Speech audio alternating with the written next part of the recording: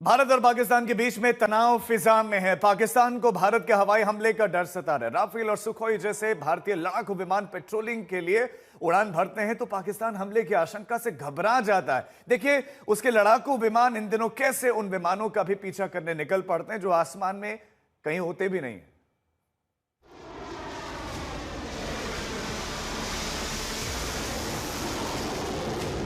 Rafale, Sukhoi, Miraj, Pakistan को भारतीय वायुसेना के इन लड़ाकू विमानों के सपने दिन रात आ रहे हैं।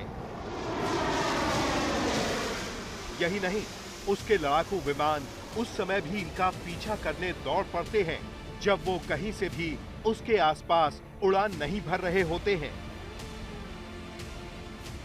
भारत के हमले की आशंका से डरे सहमे पाकिस्तान ने दावा किया कि एलओसी के पास उसने भारत के 4 राफेल विमानों को पीछे हटने पर मजबूर कर दिया, जबकि सच ये है कि राफेल रूटीन उड़ान पर थे और इसकी भनक पाकिस्तान को तब लगी जब वो अपनी वायु सीमा को सुरक्षित कर लौट चुके थे।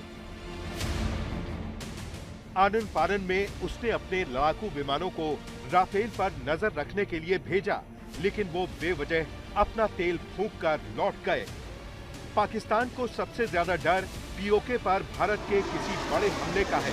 आप खुद पीओके के प्रेसिडेंट सुल्तान महमूद चौधरी को सुनिए, जो कह रहे हैं कि इस बार भारत कुछ न कुछ कर गुजरेगा।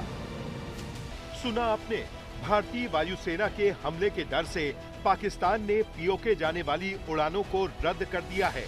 पाकिस्तान इंटरनेशनल एयरलाइंस ने गिलगित, स्कर्दू और पीओके के अन्य उत्तरी क्षेत्रों में आने जाने वाली सभी उड़ानें रद्द कर दी हैं। जब से पाकिस्तान के सूचना मंत्री ने आधी रात को बयान देकर भारत के हमले का डर खड़ा किया है, पूरी पाकिस्तानी फौज घबराहट में है। दूसरी तरफ सूत्रों के मुताबिक पाकिस्तान से लगती वायु सीमा पर भारत की कड़ी नजर है। भारत ने पाकिस्तानी विमानों के global navigation satellite system signal को ठप करने के लिए जैमिंग सिस्टम लगाया है। इससे पाकिस्तानी सेना के विमानों के सिग्नल को जैम किया जा सकेगा। पाकिस्तानी विमानों के जीपीएस, ग्लोनास और चीनी बेदू जैसे सिस्टम को भी नाकाम किया जा सकता है। भारत ने ये कदम इस वजह से उठाया है ताकि वो पाकिस्तानी विमानों को भारत के खिलाफ किसी भी मिसाइल हमले से रोक सके। वहीं भारत ने 29 मई तक पाकिस्तान में रजिस्टर्ड या पाकिस्तान की ओर से उड़ाए जा रहे किसी भी विमान के लिए अपना एयर स्पेस बंद कर दिया है। इससे पाकिस्तान के विमानों को चीन या श्रीलंका के ऊपर से लंबी उड़ान भरनी पड़ेगी। आज तक ब्यूरो।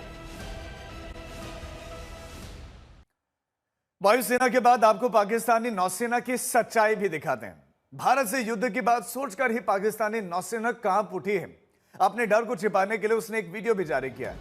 इस वीडियो में उसने अपने कुल जमा 2 नौसैनिक पोतों को दिखाया है और यही नहीं, इस वीडियो में उसके नौसेना प्रमुख नौसैनिकों से कुछ कहते हुए सुनाई दे रहे हैं कि अब कुछ करने का समय आ गया है। ऐसा कहते हुए एडमिरल नवीद अशरफ की आवाज कांप रही है। असल में पाकिस्तान के पास न तो भारत की तरह परमाणु पनडुब्बी है और ना ही विध्वंसक युद्धपोत। ऐसे में भारत के सामने उसके ये नौसैनिक जहाज टिन के दिखावटी डिब्बे भर साबित। और यही वजह है कि पाकिस्तान अरब सागर में भारतीय नौसेना के युद्धाभ्यास से डरा हुआ है और उसकी गतिविधि को रोकने के लिए मिसाइल टेस्ट करने के नोटिस दे रहा है।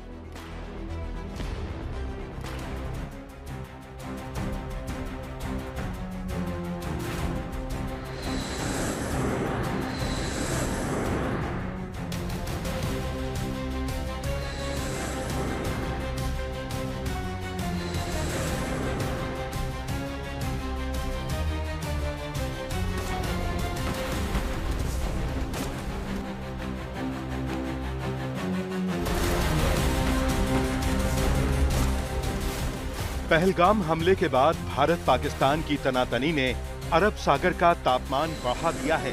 एक दूसरे से करीब 85 किलोमीटर की दूरी पर दोनों देशों की नौसेना युद्धाभ्यास कर रही है और इस युद्धाभ्यास के बीच न केवल भारत बल्कि पाकिस्तान ने भी मिसाइल परीक्षण का नोटिस दे रखा है। भारत ने पहलगाम हमले के बाद आईएनएस सूरत से मिसाइल का परीक्षण किया था। अब पाकिस्तान ने मिसाइल परीक्षण का चौथा नोटिस दिया है।